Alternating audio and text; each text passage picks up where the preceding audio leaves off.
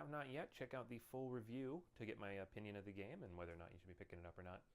In this video, we're going to be looking at what's in the box, doing a quick setup and first couple of rounds playthrough, so you can see how the game plays, what it looks like, and determine, in addition to the review opinion, if this is a game you would like to pick up. So this is Unearth. You can see this beautiful cover here. It's the thing you've been seeing all over the place. And once you open the box, you will see all the components here, all broken down. And I already have this kind of pre-organized, so I'm cheating a little bit, but the game is fairly quick to set up. So you have your bag full of stones. So this has all of these stone tokens in it. We'll get to what these do in a minute. Keep those in there. We're going to pull out 4 wonders. We'll get to those in a minute as well. We have our player reference card. I'm just going to be setting up for 2 players. So I'm going to take out 2 sets of dice, the blue and the red. We have our ruins cards. Deck's already set. Our delver cards. And then let me pull out the 4 wonders we need here. Right there. Alrighty. So I'm going to put this guy away for now, and we'll get this game set up so you can see what we're doing. Alrighty. So the game is fairly straightforward. What you'll be doing is you're rolling dice and placing them on ruins. So the way the ruins are set up is you have this deck of cards. There are a certain number of ruins. You take out 5 at the start of the game, and then you place this end of age card at the bottom, and that has a number of possible things. Some of them are worth a lot of points, some are worth negative points, some have different effects. We won't know until we get there what it is. I can show you right now because we're not going to do the full game. This one is Destiny of the Delvers. Draw 2 cards, or draw 2 more end of age cards and play them both. So this just doubles the end of the age effect. So you don't really know how the game's going to end up. You can't rely on there being points there. Last time we played it was -4 points, and so we all raced not to win that. And that was an interesting take. So what we've been doing is you're putting out 5 of these. Well, actually, before we do that, each player gets 1 face down. So we'll pull 2 out, and then we'll put 5 down face up. And these are the cards people will be competing to take. All right, so those go up there. We'll set the Delver cards aside. Everybody starts with 2 of these. We'll set those aside as well. Put these over here in the corner. Give everybody their dice. So I'll just set up blue over here and red over here. And then we'll set up the wonders at the top.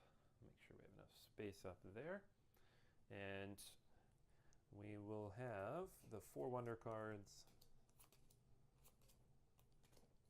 Okay. And then they each have their own little token here that you drop down to correspond. And there are also greater wonders and lesser wonders. I'll go ahead and put those out just so we can see what they look like. But those are basically, I'll show you in a minute why those are important. And there are cards that go with those. I won't take them out at the moment, but I'll show you exactly why those are important to have out there momentarily.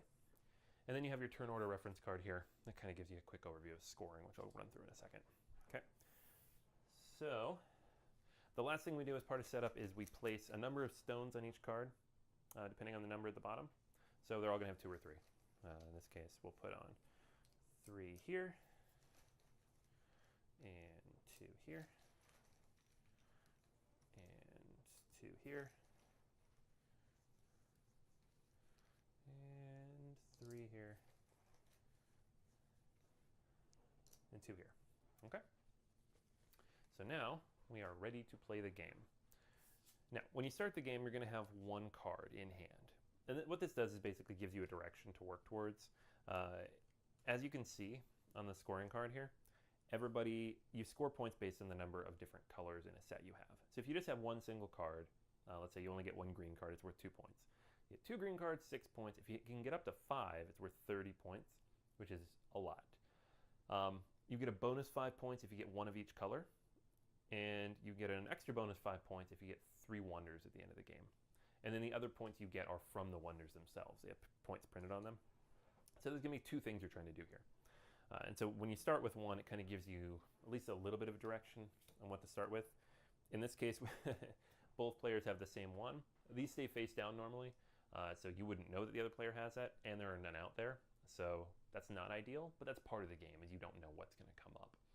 And there are some removed, so it might be that this is all of these that are out, then the rest got removed, and nobody's going to get a set of these, which would be unfortunate, but it happens. So what you do on your turn is two things. You start with the Delver phase, and you can take these Delver cards here in front of you, and you play any amount you want. You can play 0, you can play all of them, it doesn't matter. And they all have special abilities. So this one says you may choose where to place your excavation roll after you roll. Normally you have to say, I'm rolling and going here. You can just roll and then decide where you're going. This one says you may roll 2 dice during your excavation phase, which is also very useful. You usually only get to roll 1. So there's other ones too that let you re-roll dice or increase values or decrease values. We'll see why that's important in a minute. Once you've played these or not, you pick a die, and let's say I want to roll a d6. I'm going to roll this. I want to go for yellow. You can see there's a yellow rune up here. I'm going to go for that one. And so I'm going to place on this. So I roll a 5. If you roll 1 to 3, you're going to take one of these stones. So let's just say, for the sake of the game, or for this demo, I rolled a 2. So I would take a yellow stone and place it in front of me. Now, the reason that's important is over the course of the game, you're going to get a bunch of these stones because you're going to roll poorly a lot. You even have a d4 here, which lets you almost have a 75% chance of rolling poorly, which is good if you're trying to get stones. And as the game goes on, you can get more and more stones. You're trying to build a stone circle.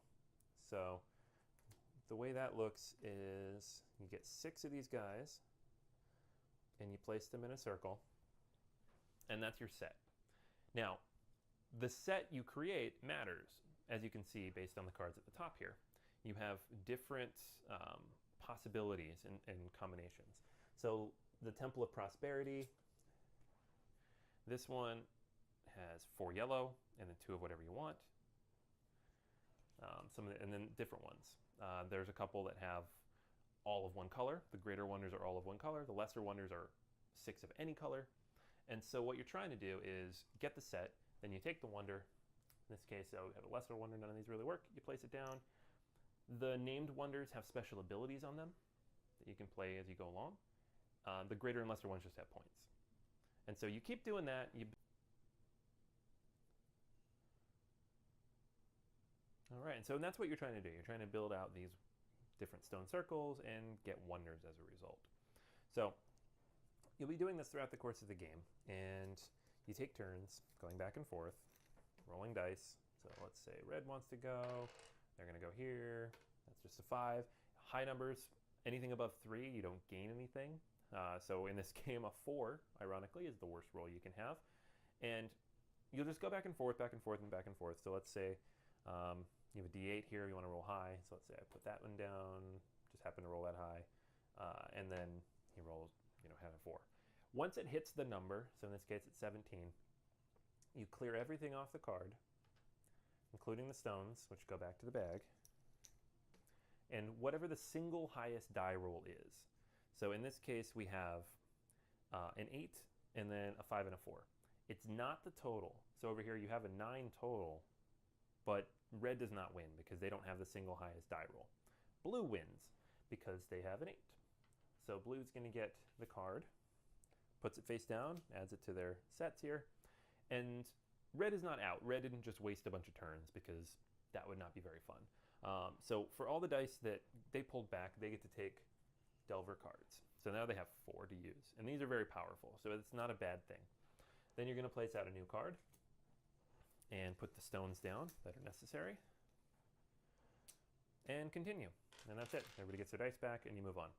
A couple small things. If you have all your dice out and nothing is broken and it's your turn, you have to take one off and re-roll it, put it wherever you want. So I would just take this. That can actually be a useful strategy in some cases.